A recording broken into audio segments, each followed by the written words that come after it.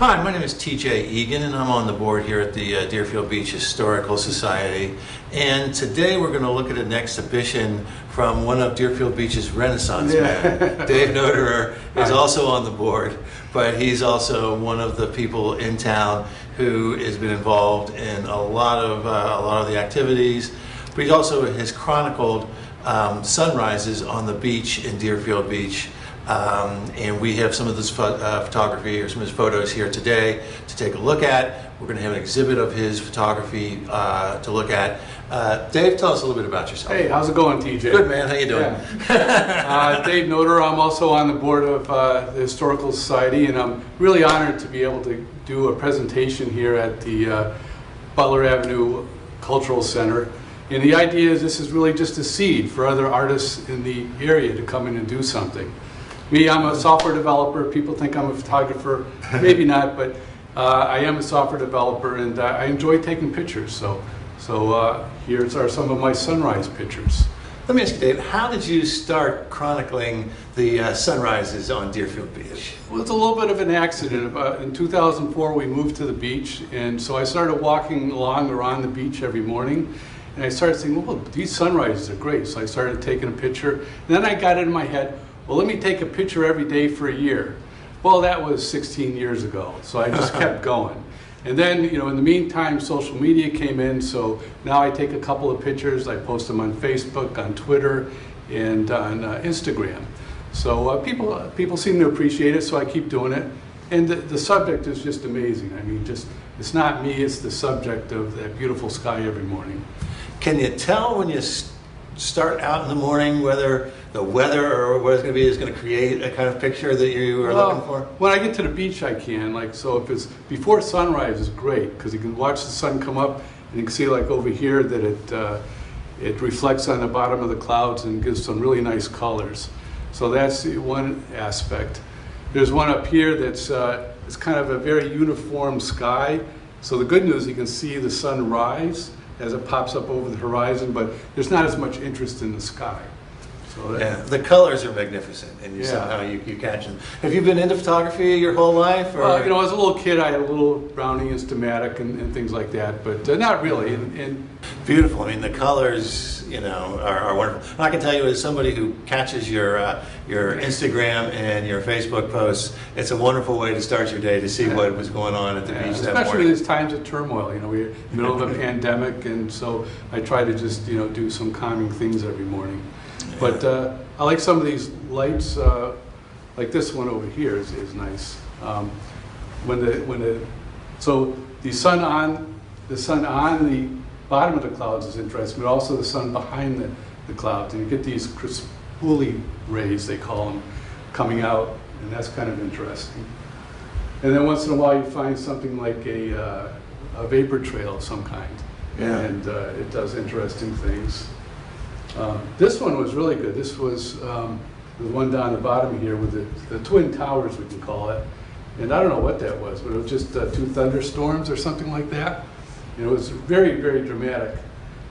I'll also say is that, in person, these are much, much better. I mean, the camera and these prints can only do, a little bit of justice to what's actually out there. So, right. Yeah.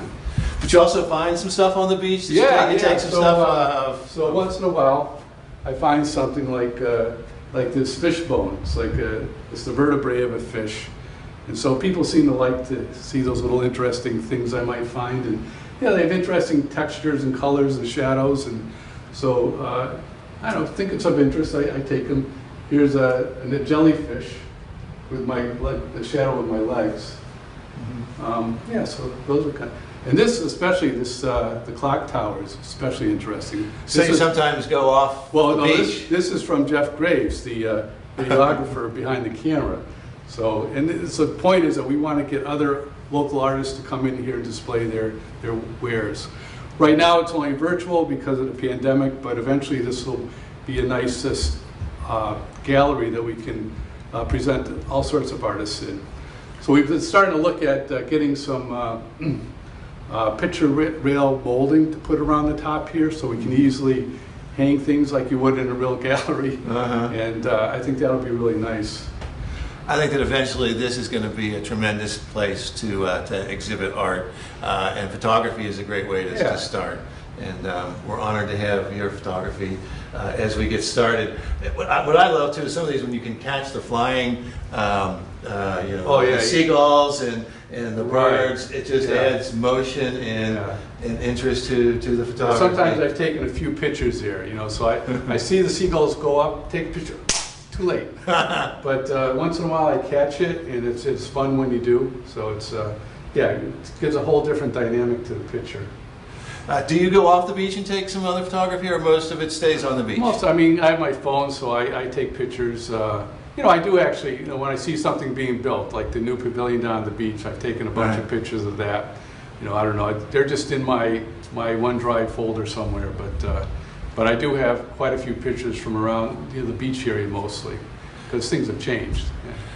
Absolutely. Now, we're going to have some of this photography for sale maybe as we come up. If anybody wants to buy some of this, it'll be a donation to the Historical Society, so it's I won't get any money out of it. Well, I know that you've done a calendar for us for a number of years. I have a couple calendars. And they're just, each page is one of his photos, and they're fabulous. Yeah. I was going to say one other area I have some pictures is the lighthouse. So I'm also on the board of the Hillsborough Lighthouse Society, and so I'm up there a lot, and so I've got a lot of good pictures. I was going to bring a nice big one of the second order Fresnel lens, but I couldn't get off the walls. I guess I had to screw it on there. So, have you ever been out there when a hurricane was coming up? Nah, I stay in the house if the hurricane's coming. After the hurricane, I'll go out and look, but I try to stay inside when things are going sideways. So. And how do you decide what to print these on, or what are these printed on, and how? I've been using Nations Photo. It's a metallic paper, and so it's easy. One odd thing is it's hard to frame these if you take the whole photo, because they're not a framing size, so you really have to have custom built frames. So a lot of them don't get framed. And I could, crop them, but then I think you lose the effect of the picture. And so sometimes I print them. When I first started taking them and getting some good ones, I started framing them, and they were all around the house, gave them to all the kids. So then I stopped framing, it was just too much. And I haven't actually printed any for quite a while, so it was an opportunity to go out and do some prints, and they came out nice. I may try to do a calendar this year, we'll see. But well, great. Thanks. We appreciate all your efforts, and I appreciate your photos every morning.